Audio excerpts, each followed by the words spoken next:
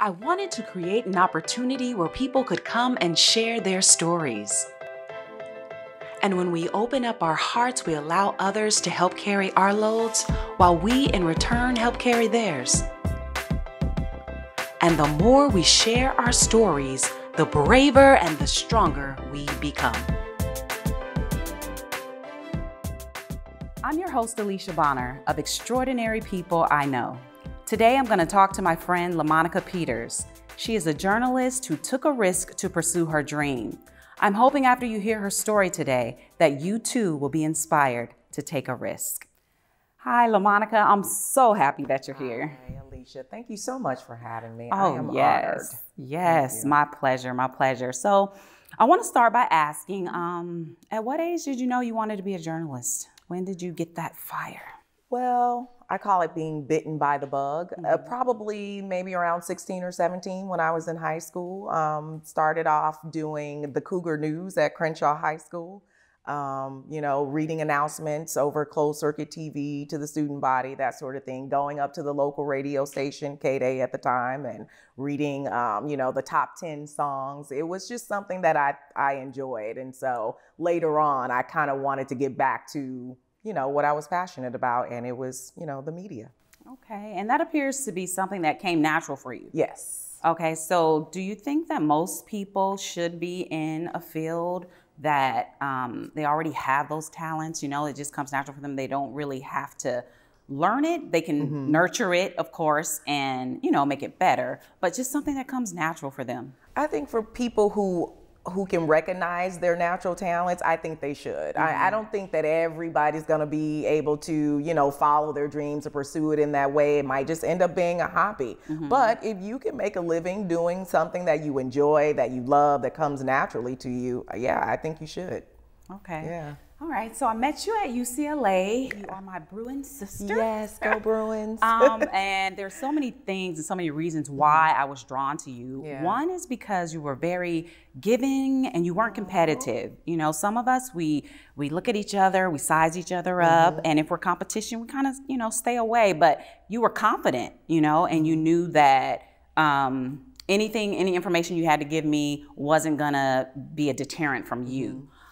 What do you think made you like that? What about your upbringing caused you to be confident knowing that one other person's shine doesn't take anything away from yours? I'm not really sure, honestly. I didn't even really understand, that I had that kind of impression on you. It's just kind of who I am. I think, helping other people is just something that comes naturally to me. I believe in paying it forward. None of us can do any of this by ourselves. We had to learn from someone else. Someone had to teach us. Someone had to give us a helping hand. So that's just something I believe in. One of the most difficult aspects of my job, or I think maybe a lot of people's jobs as a woman, is dealing with other women because we are competing with each other in our heads all the time. And I'm like, girl, I'm not thinking about you. Okay?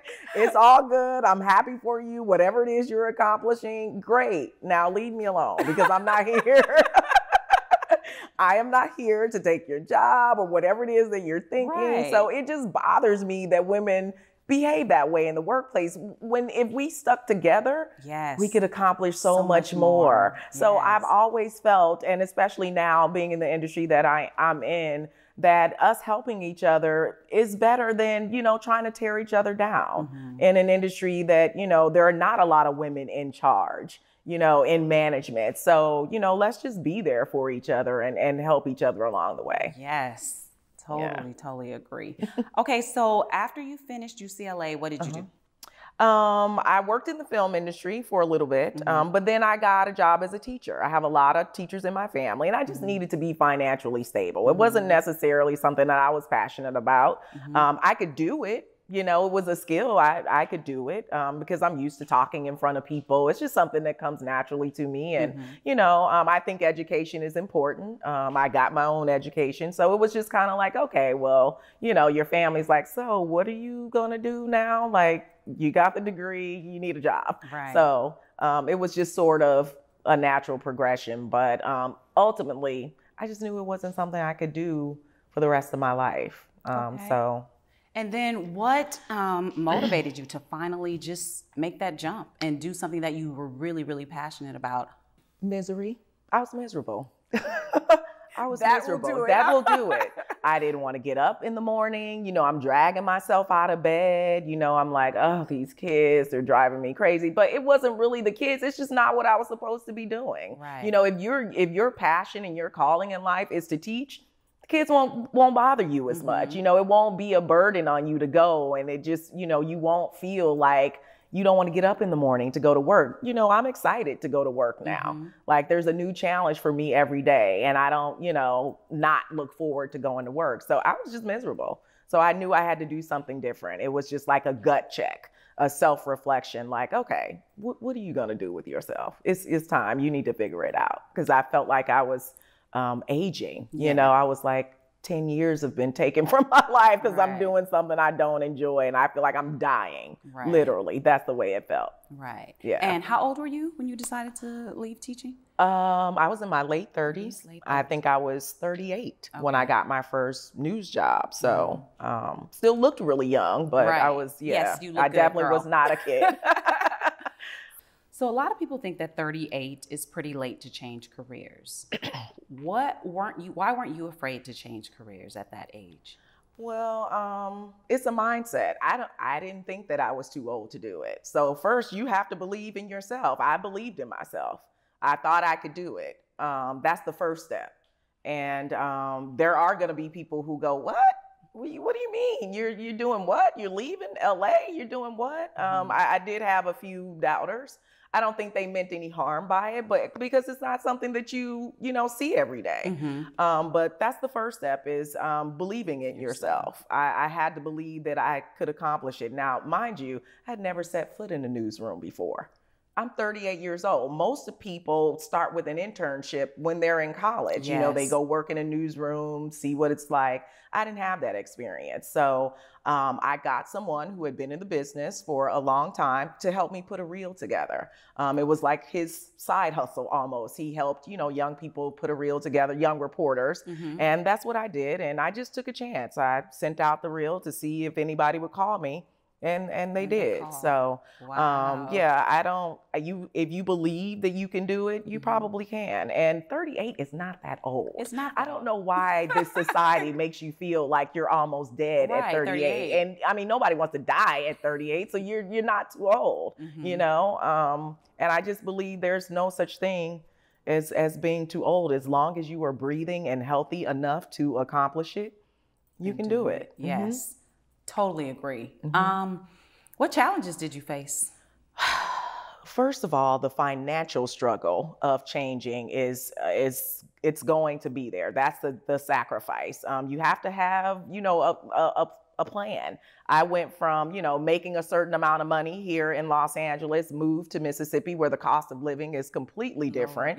So I didn't have the money that I was used to making. And it was like being a broke college student all over again, which, I was like, well, I do know how to survive eating top ramen every once in a while. So let me just get back to the college budget and try and survive. But it was very difficult. It was not easy. And I don't think people should think that it's going to be easy. Right. I mean, there are challenges in life regardless, whether you are financially stable or not. So just know that there are going to be challenges. I cried a lot, and I'm not really a crier, but I found myself like, oh my God, what am I doing?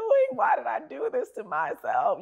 Kind of thing every once in a while. It was definitely not easy, but okay. Well, what kept you going, and what do you think prepared you?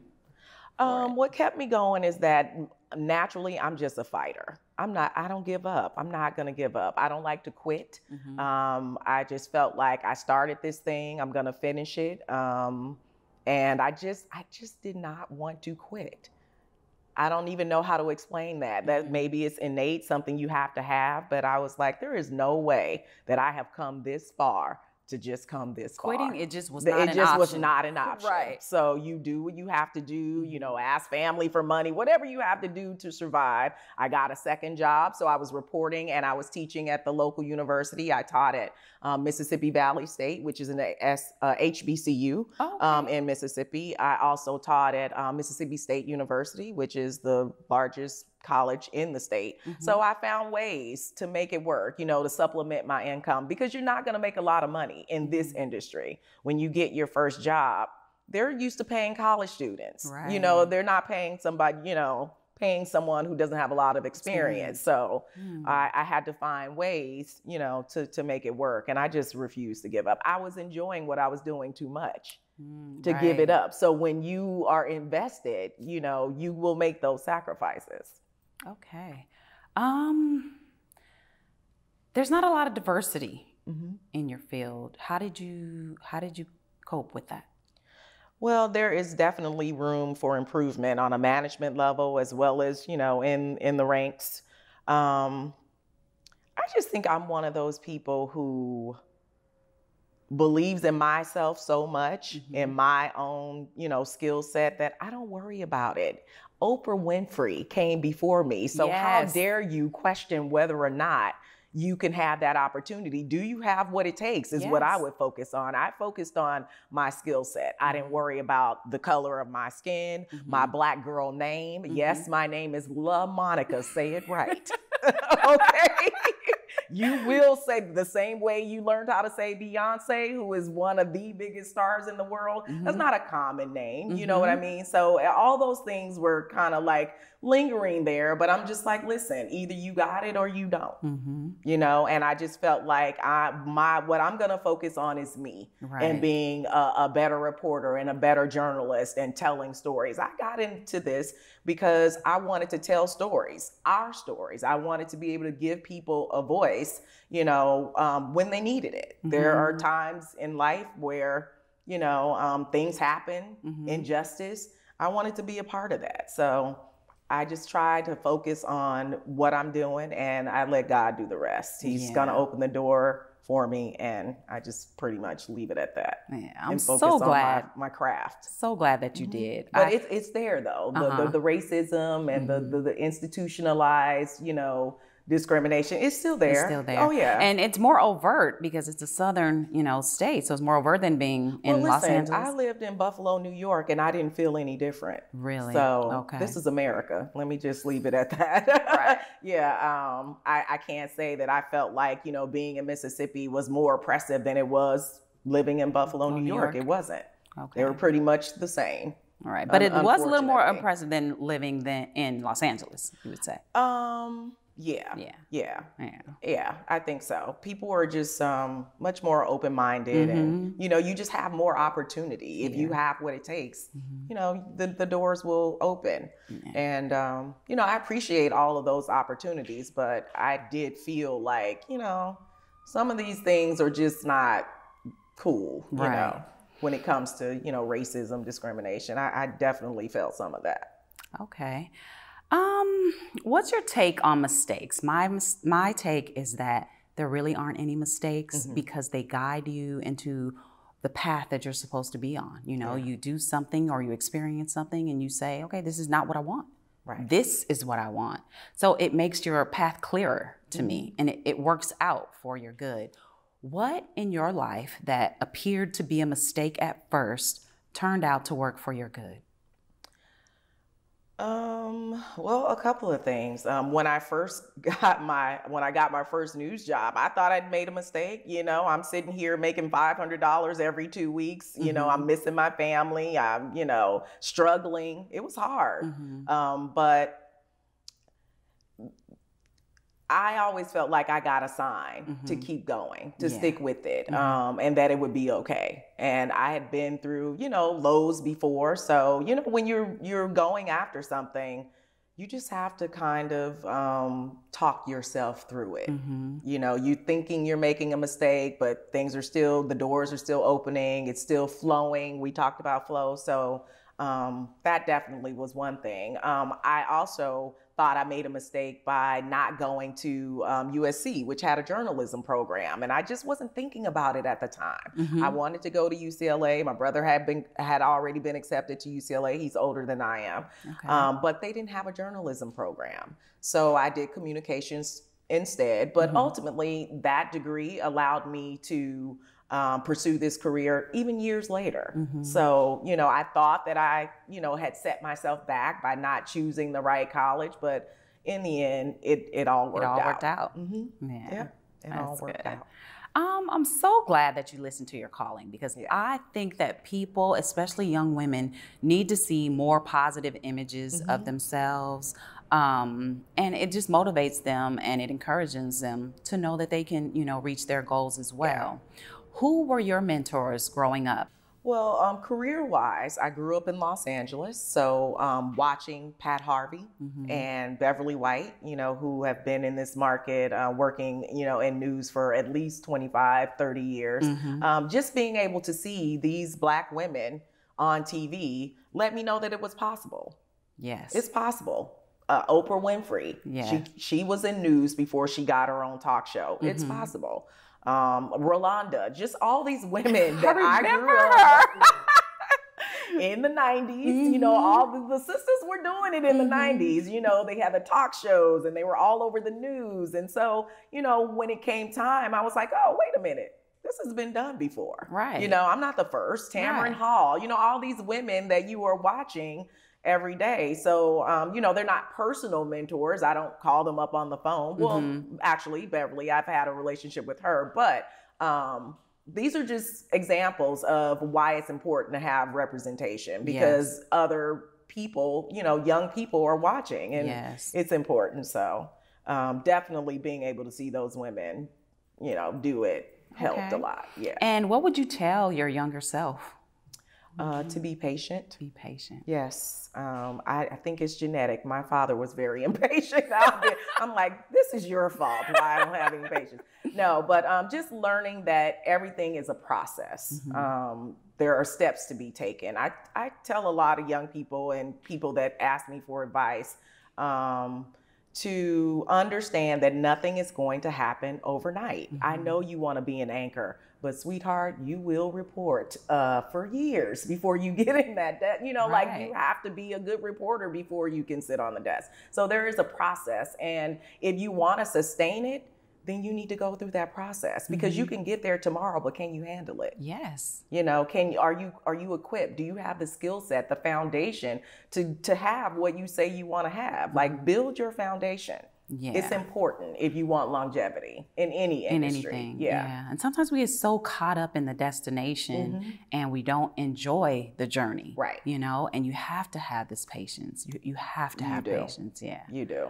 Well, I am so happy that you came to talk to us today. I'm so happy that you took a risk to pursue your dream. Because you did that, you are affecting so many people. You have affected me. Oh, thank you. Yeah, I wish you much more success. I know that you're going to get everything that you wish for, because quitting's not an option. No, it's really not.